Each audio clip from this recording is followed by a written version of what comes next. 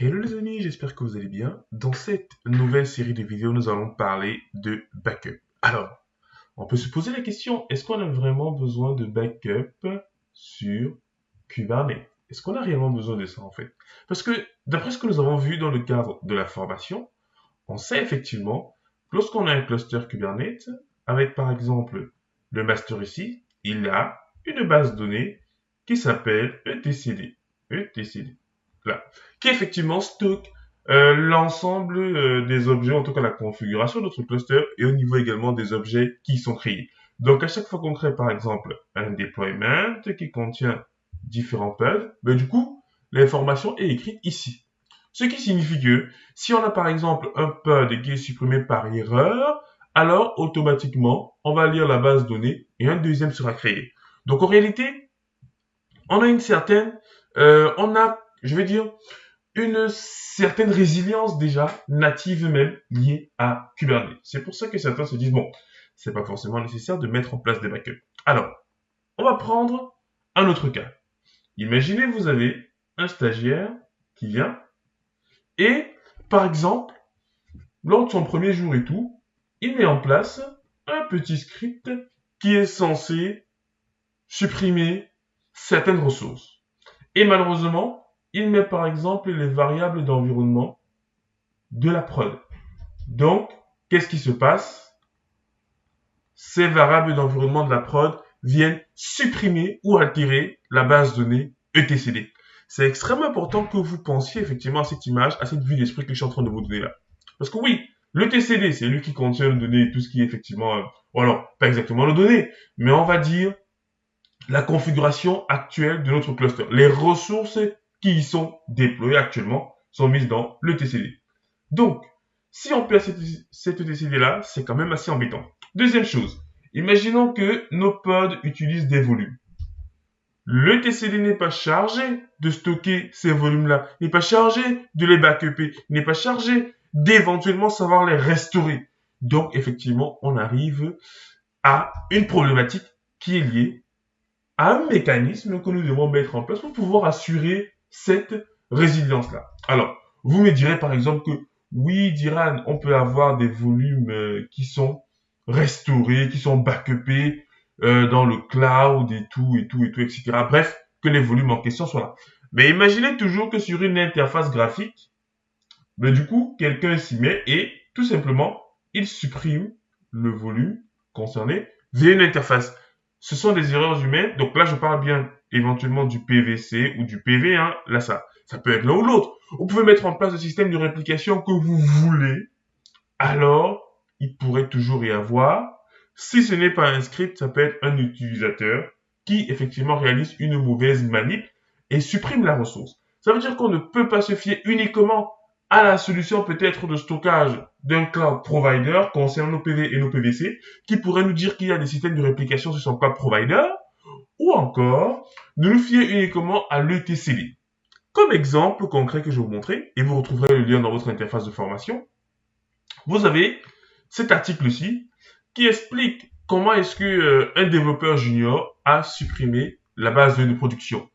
Simplement en mettant des variables d'environnement qui ne correspondaient pas à ceux de l'environnement de test sur lequel il devait travailler. Et bien évidemment, il a été viré le même jour, voilà.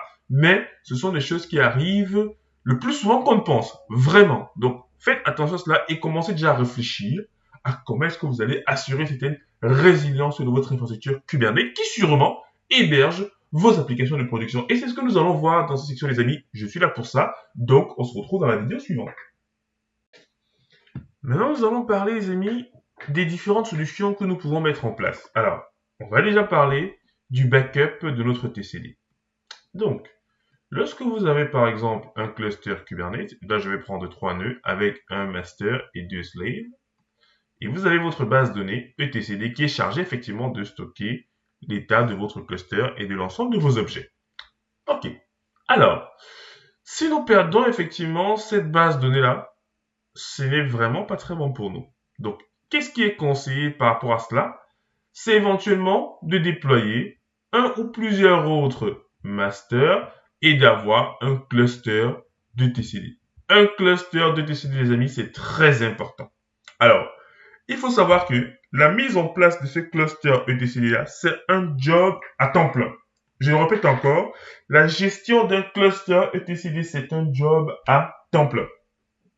Bien évidemment, il est conseillé de faire ses backups constamment de son etcd avec la commande etcd ctl. Vous pouvez retrouver en fait cette partie au niveau de la préparation de la certification CKA, qui est également une formation proposée par Easy Training. Donc, on a la possibilité de mettre en place des backups constants.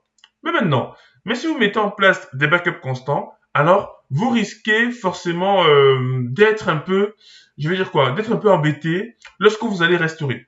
Parce qu'imaginez, vous voulez restaurer par exemple votre cluster avec un snapshot qui existe. Mais sauf que, comment est-ce que vous allez choisir le bon snapshot? Comment est-ce que vous allez savoir si c'est celui vraiment que vous souhaitez à un instant T? Et là, c'est très important en fait. Ou alors, si ce snapshot-là, il ne marche pas. Parce que c'est bien beau de prendre les snapshots, mais rarement on teste vraiment le snapshot.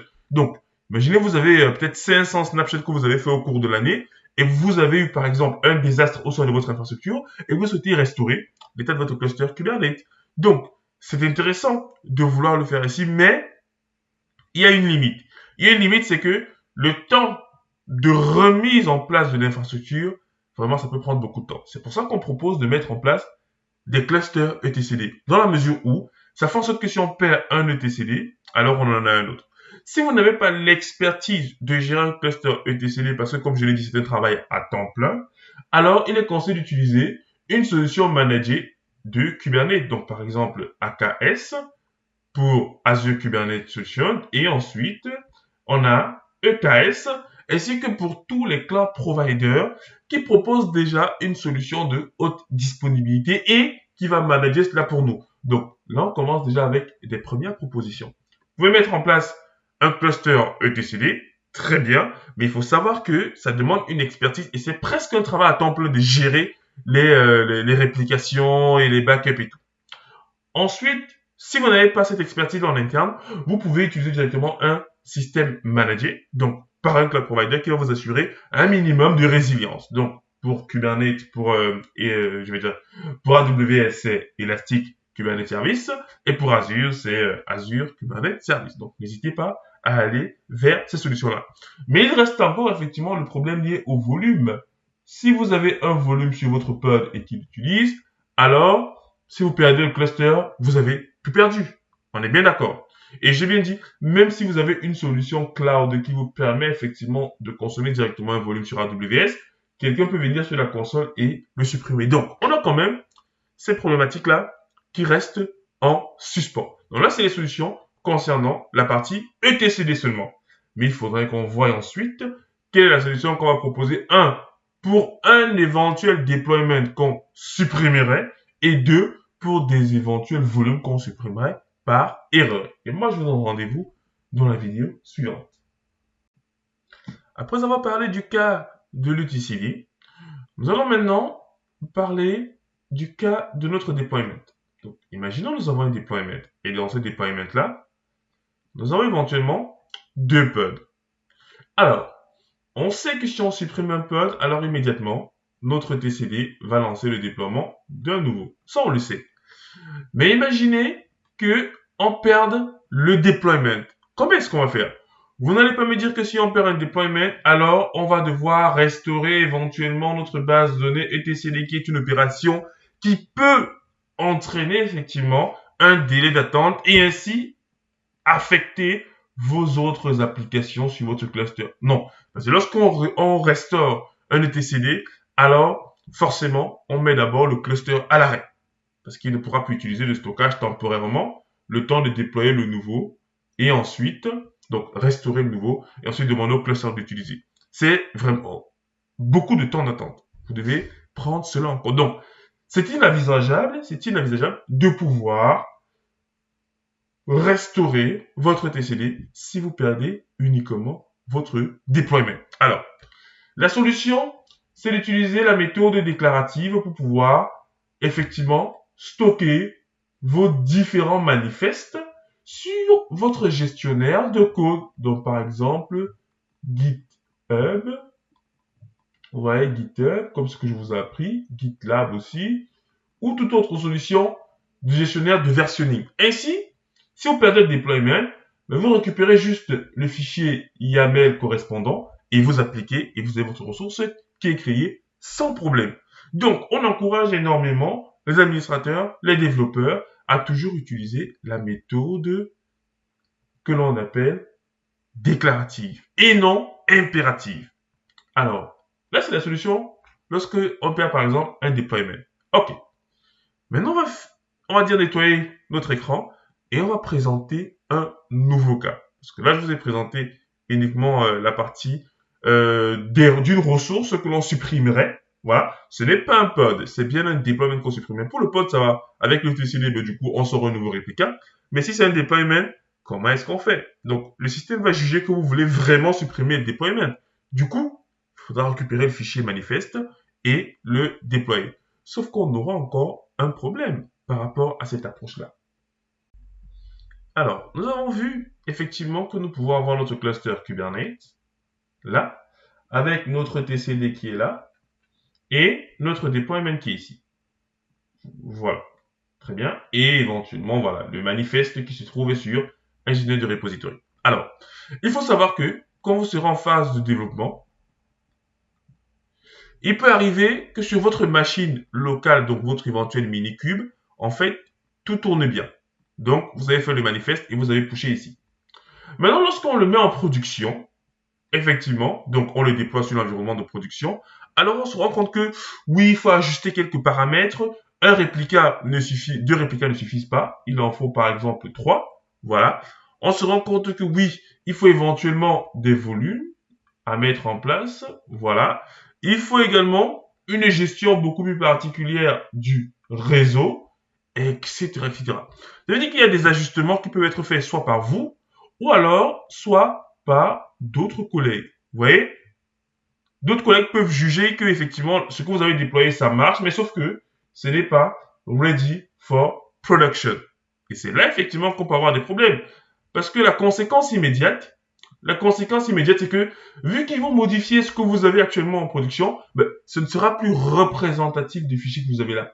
Et donc si par inadvertance, vous supprimez votre deployment, en fait, en appliquant à nouveau le manifeste, ce ne sera pas possible. C'est vrai qu'il est conseillé de ne pas modifier directement l'infrastructure en production, mais plutôt modifier le manifeste et ensuite faire un apply. Mais des fois, on est amené, pour des besoins de production, surtout lorsqu'on est face à un bug là, de pouvoir le corriger. Sauf qu'on ne pense pas toujours à répercuter la modification sur les manifestes. Donc, c'est des choses qui arrivent très fréquemment. Dans ce cas, comment est-ce qu'on fait? Quelle est la solution qu'on pourra apporter à cette situation? Vous n'allez pas me dire qu'on va restaurer le TCD. Non, ce serait, pénaliser les utilisateurs qui ont, eux, leur autre application qui marche. Non, on ne peut pas le faire ici. Et en plus, vu qu'il y avait un volume ici, vous voyez, comment est-ce qu'on va faire si on perd le deployment et les volumes? Comment est-ce qu'on fait pour restaurer tout cela et uniquement ces ressources-là? Ça commence à devenir assez compliqué à gérer avec les solutions natives.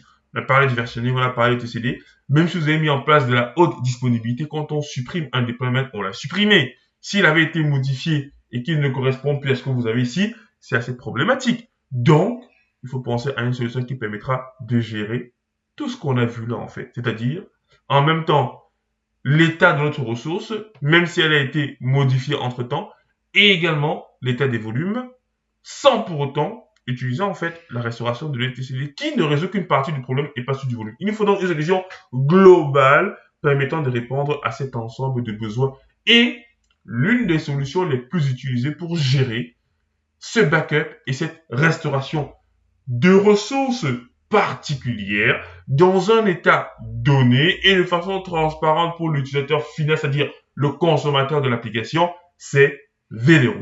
Et nous allons bien sûr voir comment est-ce que tout cela se met en place tout de suite.